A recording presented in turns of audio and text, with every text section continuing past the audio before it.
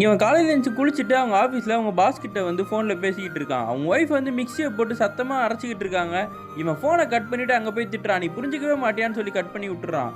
அதுக்கப்புறம் இவன் ஷூவை மாட்டிகிட்டு இருக்கும்போது அவங்க ஷூவை எடுத்து கொடுத்தா நீ என்கிட்ட கொடுக்காதன்னு சொல்லி அவனே பிடுங்கிட்டு வேலைக்கு போயிடுறான். ஆக்சுவலாக இவன் ஒய்ஃபுக்கு காதும் கேட்காது வாயும் பேச வராது. இவங்க 2 பேரும் லவ் பண்ணி தான் கல்யாணம் பண்ணியிருந்திருப்பாங்க. முதல்ல அந்த லவ் கொஞ்சம் கொஞ்சமாக கம்மியாகி இப்போ அந்த பொண்ணு மேலே அவனுக்கு இன்ட்ரெஸ்ட்டே இல்லாமல் இருக்குது. வெறுத்து போயிருக்கான். அந்த பொண்ணு எது பண்ணாலும் டென்ஷன் ஆகிட்டே இருக்கான். அந்த பொண்ணுக்கிட்ட ஈவினிங்காக போயிட்டு நம்ம 2 பேரும் டிவோர்ஸ் பண்ணிக்கலாம் லெட்டரை கொடுக்குறான். அந்த பொண்ணு கூட தெரியல. இதை படித்து பார்த்துட்டு கையெழுத்து போட்டுன்னு சொல்லிட்டு இவன் தனியாக கிளம்பி போயிடுறான். அந்த டைமில் ஒரு பார்க்கில் உட்காந்துருக்கான். அங்கே ஒரு பர்ஸ் ஒன்று கீழே கிடக்குது. அதுக்கு ஒரு லெட்டரும் இருக்குது. அந்த லெட்டரில் இருக்க அட்ரஸை தேடி போனால் அங்கே யாருமே இல்லைன்னு சொல்லிடுறாங்க. ஆனால் இந்த பேர் உள்ளவங்க வந்து ஒரு ஓல்டேஜ் ஹோமில் இருக்காங்கன்னு அட்ரஸ் கொடுத்த உடனே இவங்களும் கிளம்பி போய் அங்கே இருக்க அந்த வயசான பாட்டியை பார்த்து அந்த லெட்டரை கொடுக்குறான். அவங்களும் அந்த லெட்டரை படித்து பார்த்துட்டு இதில் விஸ்வான்னு ஒருத்தர் பேர் போட்டிருக்கு. ஒரு காலத்தில் நாங்கள் 2 பேரும் சேர்ந்து வாழ வேண்டியதாக இருந்தது.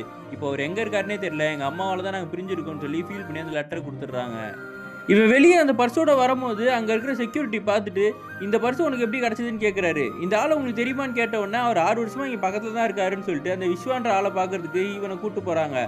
அவரை பார்த்த உடனே பர்ஸை கொடுத்தா இந்த பர்ஸுக்குள்ளே ஒரு லெட்டர் இருந்ததில்ல, அந்த லெட்டரை வந்து யார்கிட்ட சேர்க்கணுமோ நான் சேர்த்துட்டேன், அவங்களும் படிச்சுட்டாங்கன்னு. நீ அவளை பார்த்தியா, அவள் எங்கே இருக்கான்னு அந்த ஆள் கேட்குறாரு. அவங்க இந்த ஓல்டேஜ் ஹோமில் தான் இருக்காங்கன்னு இவரும் பதறி போய் அவங்கள நேரில் பார்க்குறாங்க. சின்ன வயசுல பிரிஞ்ச காதல் ஜோடி பக்கத்துல இருந்தும் தெரியாம இருந்திருக்காங்க. இப்போ பல வருஷம் கழிச்சு அவங்க ஒன்னா சேர்ந்து பார்த்த உடனே இந்த பையனுக்கு ஒரு நம்பிக்கை கிடைக்குது. நம்ம ஒய்ஃபை நம்ம எக்காரணத்தை கொண்டு விட்டுறக்கூடாதுன்னு சொல்லி நேரில் போய் அந்த பொண்ணு அழுதுகிட்டு இருக்கவளை கட்டி பிடிச்சி நான் உன்னை விட்டு போக மாட்டேன்னு அந்த லெட்டரையும் கசக்கி தூக்கி போட்டுடுறான்.